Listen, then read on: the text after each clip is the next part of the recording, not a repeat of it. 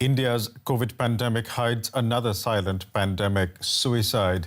Recently released figures show a 10% increase in suicides last year. Experts assume that the economic and personal stresses brought on by the pandemic affected all sections of society, including business persons and women. But as we see in this report, suicide doesn't have to be the answer. There is help available. 25 years ago, Ajay Malhotra co-founded a centre for a problem rarely addressed in Indian society. A crisis intervention centre, Sumaitri, operates a helpline for the depressed and suicidal. Over the years, the centre has helped countless people by providing them emotional support at a time when they felt they had no option left but to take their lives. Today, Malhotra is taking calls in the centre alone. The people talk to us and we listen to them in a non-judgmental way. We don't, agree or disagree the way they are going through in their life. We share their feelings. We don't share their situation, but we share their feelings. Malhotra says the COVID-19 pandemic has had a huge impact on people's mental health, and that the number of distress calls they receive has almost doubled since the beginning of the crisis.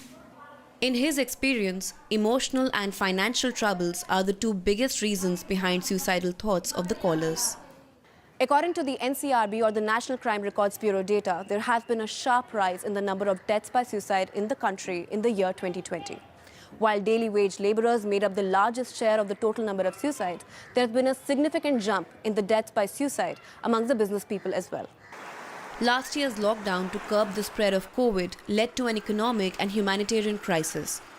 Small businessmen and vendors had to shut shop and many workers lost their employment, triggering a mass exodus of migrant labourers back to their towns and villages.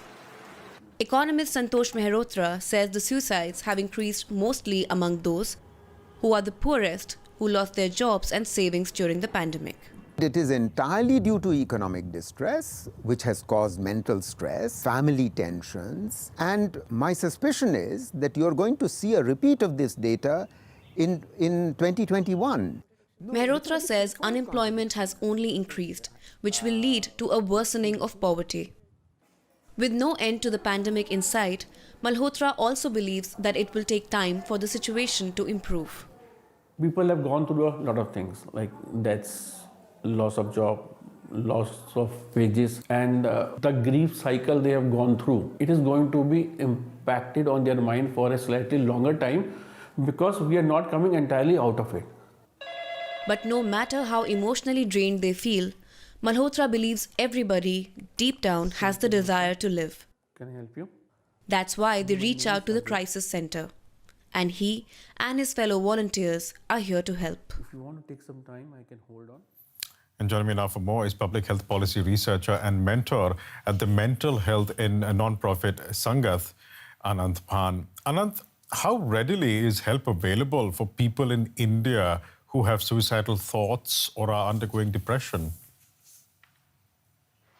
Thank you, Biresh, for having me. So, as you've realized, mental health is a hugely underserved area, not just in India, but many other parts of the world as well. And the reason for that is that it is usually not recognized perhaps in the same way as physical health is. So there are a lot of people perhaps with anxiety, depression, with serious mental disorders who are not, diagnosed early enough, not screened early enough, and that becomes an issue because it's very important in mental health, and especially for those who might be having suicidal thoughts, for them to be able to be identified, for them to get care early, and then get referral to specialists if required. So that becomes an issue when you don't have adequately trained resources. Right now we have a shortage of psychologists, psychiatrists. There is clearly not enough mental health professionals for a country of India's size. Hence the answer lies in making sure that we have innovative models such as task sharing, where you train frontline health workers so that they can provide first level care and refer those patients who need further specialist care to psychiatrist or psychologist. And that is a mechanism which is still in the works. There's been some progress, but a lot of work needing to be done. Do you think the impact that the COVID pandemic has taken on people's mental health in India, especially, that is going to give a fillip to this process to try and train the people that need to be trained so that frontline mental health care can be provided to people who need it? Yeah, one hopes that there's been a clear understanding based on the experience of the last almost 2 years of dealing with the pandemic that mental health needs to be center staged in our responses and in our health system. And that will mean that we need more resources, we need more funding, we need more trained professionals, and we need more recognition of mental health as being an important component of a larger health response. We also have to recognize that mental health remains stigmatized. People are not as comfortable, for example, of talking about their own struggles with mental health as they might, if they were diabetic or hypertensive or with any other chronic disease. So I think we also need to destigmatize the field so that more and more people feel comfortable reaching out for help early enough. I did want to talk to you about stigma, and I'm glad in a way that you've brought this up. I mean, in India, particularly in the society that we have in India, do you think people even realize what signs to watch out for? Do people even realize that they are depressed, or is it just dismissed as a temporary problem that they need to deal with? Yeah, I don't think there is enough recognition of signs and symptoms of someone dealing with a mental health issue.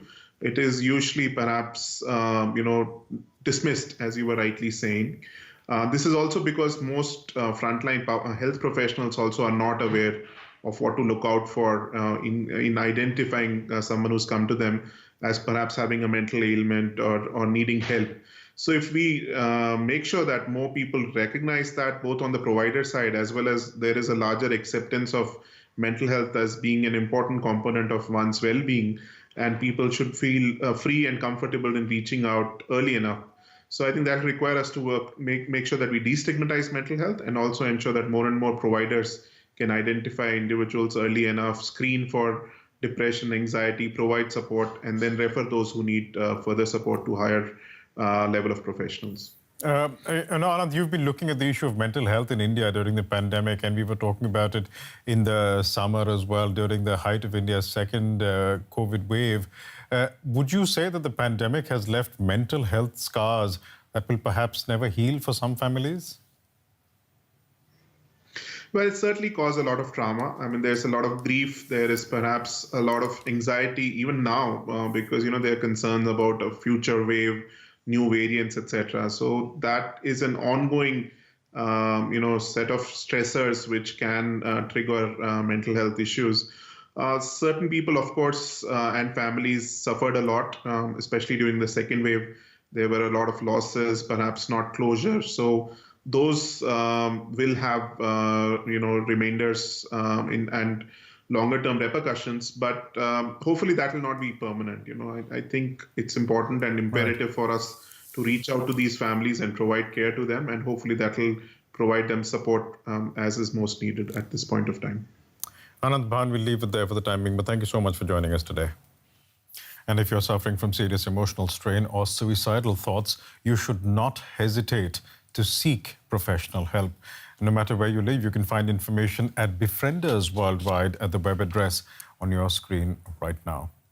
And in addition to the mental health impact of the pandemic, a new variant has brought with it fresh challenges. Here we take a quick look at the latest reactions in Asia to the spread of the Omicron variant. Malaysia and Singapore have temporarily suspended ticket sales for their travel lane scheme. Under the program, both countries allowed quarantine-free entry for fully vaccinated travelers.